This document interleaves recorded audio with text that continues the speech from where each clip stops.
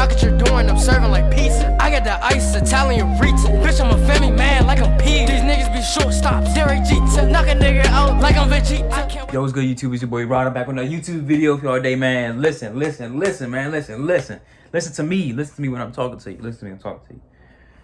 I have a video by Kurt Jasagis, or whatever the freak you want to say. Look, it's called The Warrior Kingdoms of the Weaver Ant. You know what I'm saying? And look, man, this is 35 on Trending, so it must be good. It must be good. So we're going to see what they're talking about. You understand me? And before we do, like, comment, subscribe, hit the bell for post notifications. You know if I want to post something, you know what I'm saying? Let me know what I should react to next. And follow my intro and follow my IG and Snapchat in my intro and outro. And my IG down below in the description along with this original video. So go show Kurt Jasagis some love. Kurt Jasagis in a nutshell, some love, you know what I'm saying? But I need him more, you know what I'm saying? I need him more, so give me more of your love, alright? Alright? Especially you ladies out there. That's out. But hey, look. And yeah, man, let's hop to this video. Shall we? Put in the basket. Let's get it.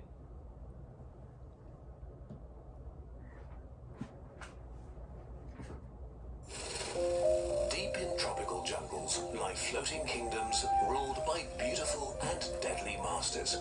They're sort of the high elves of the ant kingdoms. Talented architects that create castles and city-states. But they are also fierce and expansionist warriors, and their kingdoms are ensnared in a never-ending war for survival. Is that a fact? Oikofla Weaver ants. Is that a fact, Jack? Oikofla weavers walk on That was long hideous. legs, have slender bodies and large eyes, which make them look pretty cute. Although their strong mandibles and the ability to shoot at it also make them pretty good at killing. But more on What that is that? later. Their colonies usually have 2 to 3 worker classes that vary dramatically in size. Majors, minors, and sometimes even tiny minim workers. Depending on location and species, they vary in color from dark brown to emerald green. Other than their fancy looks, what makes weavers special is that they're in the kingdom building business. What do you mean? They like to build at pretty much all heights, starting in shrubs a few centimeters above the ground and up to 10 meters in the tree canopy. You do stuff like that? But they're not satisfied with ruling just one plant. Weavers will look for twigs or lianas that bridge the gap to other trees and expand to every Hey, plant. yo, that's tough. This way, colonies spread upwards and sideways through the treetops. Okay. The largest weaver ant kingdoms we know of occupy up to 1,600 square meters, around 4 basketball courts. What? A lot of ground to cover With for single- tiny ants, No way. and impossibly hard to control. So, weaver ants construct dozens of nests scattered all over their territory, outposts to defend the kingdom. Tubes or balls made from leaves and ghostly silk sheets. That looks tough. I can see actual picture. Masterpieces of high ant architecture are created by the weaver majors, the larger worker ants, which are responsible for the more dangerous jobs like fighting, foraging, and nest construction. To start a new nest, a major tries to bend different leaves in her surroundings into a tube. If one of the leaves is flexible enough, more workers will arrive to help. Chains of workers pull the leaf's edges together, Like that? across gaps, and grab distant leaves to add them to the construction. They don't rip each other in half? Bending and pulling is going on, other workers carry larvae from the closest nest to the construction site. Usually, ant larvae spin themselves a cocoon to protect themselves, but the weaver ant larvae give all of their silk to the colony as building material. Hey, yo. So when the workers tap the larvae's heads on the leaf, they release their sticky thread like tiny, cute glue guns. What This the way, heck? the workers sew the bent leaf onto itself so it won't unfold anymore. Hey, This yo. creates a central chamber that's used as the basis for up to 300 more leaves that are wound around it. Together, they form little pockets and act as additional rooms for the What new the? outpost. That's tough. To make it even more cozy, minor workers use the larvae to weave additional floors and chambers. Nests are usually constructed as barracks on the territory's borders or as storage for brood and food supplies. This way, the ants don't need to cross vast distances to the headquarters, but have soldiers close to any potential point of conflict. Apart from one special nest in the middle of the network, which is reserved for the queen and her guards. Right. Here, she produces hundreds of eggs a day, which get transferred to suitable nests with brood chambers. So a colony is a network of little castles and moats connected by suspension bridges made from leaves, lianas, and twigs. An established colony easily has 500,000 individuals that need to be fed. Fortunately, weaver ants evolved to have very close and beneficial relationships with their hosts, shrubs, and trees. The tree gives the ants a home and access to sweet sap to drink. But maybe even more importantly, it allows them to cultivate cattle, like aphids or caterpillars, that produce honeydew for them. This would usually hurt a tree, but these insects belong to a small group of VIPs. Only a few selected neighbors and the ants' cattle are allowed on the fruit tree.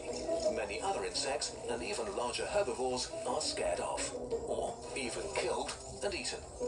Are you kidding me? In most cases, the tree only has to tolerate acceptable levels of damage while being protected from more dangerous pests. The weaver ant kingdom could be an ant paradise if there wasn't competition. Mostly from other kingdoms. Just like medieval humans, every queen seeks to conquer others and make their land their own. Controlling fertile land is the key to survive in the jungle. And if a kingdom loses too much of it, it shrinks and is overrun or starves to death. So expanding and defending their borders is critical to keep the colony alive. When a kingdom invades another, it first gathers an army of a few thousand mages who make their way towards the opposing colony. The goal is to steal a bit of Here we go. and take it over. Here we go. Defending weaver patrols quickly spot the invaders and immediately release an alarm pheromone. Some rush to the front to defend, while others rush to the closest outposts for help, marking their route with pheromones. Whenever they meet other sisters, they jerk their bodies as if in a fight to signal them to follow the pheromone trail to the front line. At the site of battle, mages from both parties raise their bodies, circle each other with mandibles wide open, and try to seize their opponents. If an ant gets a hold of her opponent, the victim is pulled into a group of allied mages it's and over. pinned down. The ants then rip the victim apart, clipping off antennae and legs and slicing open their abdomens. Oh! To slow down the advance of the attackers, the defending mages squirt formic acid over the battlefield to chemically burn their targets. They burn it. God damn, yo! In the same way by the attackers. In the chaotic battle, Yo. the forces lose countless fighters on the increasingly acidic battlefield. Yo, this is tough. Yo! For a few minutes, the backup from the outposts arrive, and the time window for a successful attack slowly closes. This is like something off of Transformers When the battle turns, or Star Wars or something. slowly push back the attack party. In the end, the attackers can't keep up and have to retreat. For both parties, it was a costly battle. Exactly, yep. Thousands of corpses lie piled up on the ground under the battlefield, and many ants are severely injured. The defending colony's nests and brood are safe though. The attackers' attempt to steal new, valuable territory has failed. For today, they'll try again soon. But the kingdom will be ready. For the high ants of the floating kingdoms, war is nothing special, it's just a fact of life. Because as we know, empires never ever have enough. And the weaver ants are ready to fight. Yep. This video is part 3 in a series that was developed with the support of CuriosityStream. Part a 3. subscription streaming service with thousands of documentaries and non-fiction titles. Yeah, I'm gonna have to watch the other two. CuriosityStream was founded by the same people who started the Discovery Channel, so it's all about documentaries on science, nature, history, technology, and pretty much any other topic of interest you can think of. Well, for a little longer. You can watch Yep. That's the end of that video, man. Oh, almost caught a cramp in my shoulder. Oh. Hey, look. Hey, man, that was tough. You know what I'm saying? That when that battle scene came on, hey, yo, that was tough, man. It was like some, yo, that jump was gangster. You know what I'm saying? That was gangster. That was like some Star Wars shit. That was like Star Wars. But that looked like some freaking Transformers battle scenes right there. But that jump looked tough, man. Hey, look. But hey, man, but like, comment, subscribe, ding, hit that bell hit that bell post notification, notify when I post something. Saying, if you're not subscribed, what you doing? If you're not liking it, what you doing? If you're not commenting, what you doing? If you're not letting me know what I should react to, then what are you doing? If you don't have that post notification on, what are you doing? You know what I'm saying? And yeah, man. Follow my IG and Snapchat in the intro and outro, and my IG down below in the description, along with this video. So go show Kurt just got Mickey Ficky some love in a nutshell. Some love, man. Show him some love. And yeah, man, I am